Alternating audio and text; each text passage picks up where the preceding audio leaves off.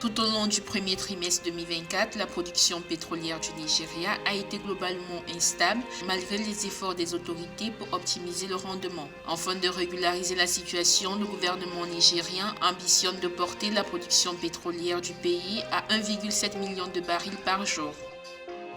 Le deuxième examen du programme de réforme du Ghana permettrait le déblocage de 360 millions de dollars pour le pays, a annoncé le Fonds monétaire international dans un communiqué publié samedi 13 avril 2024. Le déficit commercial de la Tunisie s'est replié de 20,58% durant le premier trimestre 2024 en comparaison avec la même période de l'année de 2023, selon le rapport de statistiques révélé samedi 13 avril 2024 par l'Institut national de statistique.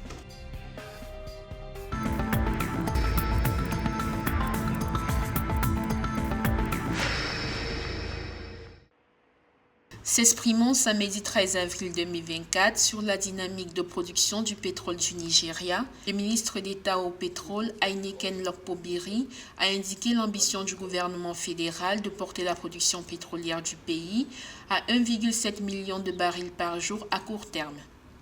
L'État sort du premier trimestre 2024 où l'évolution de la production de brut a été globalement instable, avec en moyenne 1,64 million de barils par jour en janvier 2024, 1,32 million de barils par jour en février et à 1,23 million en mars 2024. Alors que la production de brut du plus grand pays pétrolier d'Afrique a continuellement baissé en raison notamment des problèmes liés à l'éoduc Transniger, le ministre Lokpobiri compte sur un inversement de la situation.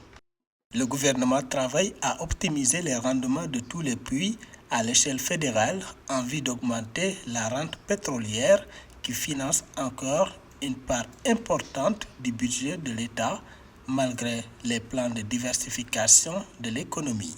Il faut souligner qu'en décembre 2023, l'OPEP a réduit le quota de production du Nigeria qui est passé d'environ 1,8 million de barils par jour à 1,5 million. L'incapacité du pays à atteindre ce quota de production affecte ses revenus pétroliers alors que les prix du brut frôlent les 90 $ le baril pour le budget fixé sur la base d'un prix du baril à 77 $. La mesure que l'OPEP a prise, c'est une bonne chose dans la mesure où ça devait permettre aux pays qui sont producteurs de pétrole d'avoir des niveaux de prix qui sont relativement intéressants pour leur économie. Mais le Nigeria, étant dans des difficultés économiques, ne serait pas en mesure. Par ailleurs, le gouvernement nigérien avait pris des mesures pour stimuler l'investissement dans le secteur pétrogazier. Dans l'ensemble, ces mesures modifient la législation en vigueur pour introduire les incitations fiscales concernant les projets gaziers sans brut associés, le secteur intermédiaire et les activités pétrogazières en eau profonde.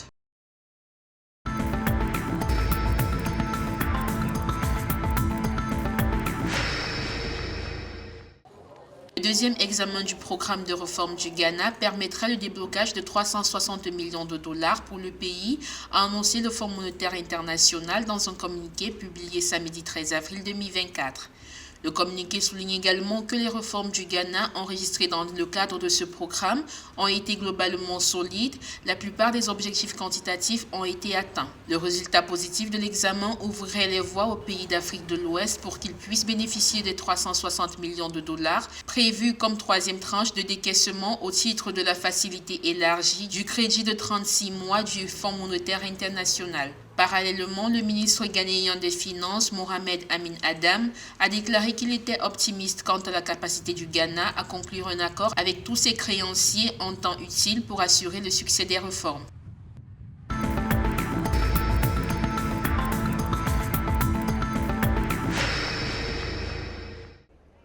Le déficit commercial de la Tunisie s'est replié de 20,58% durant le premier trimestre de 2024 en comparaison avec la même période de l'année 2023, selon le rapport des statistiques révélé samedi 13 avril 2024 par l'Institut national de statistique. D'après ce rapport, cela est dû à l'amélioration à la hauteur de 4,3% des exportations du pays parallèlement à une baisse de 0,6% des importations.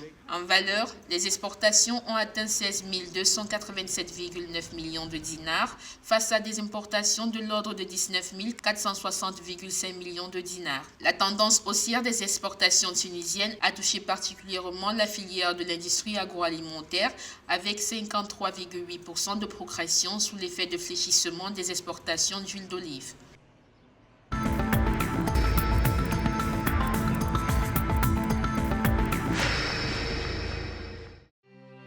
Les États-Unis ont annoncé dans un communiqué le dimanche 14 avril 2024 une aide supplémentaire de 100 millions de dollars en faveur du Soudan.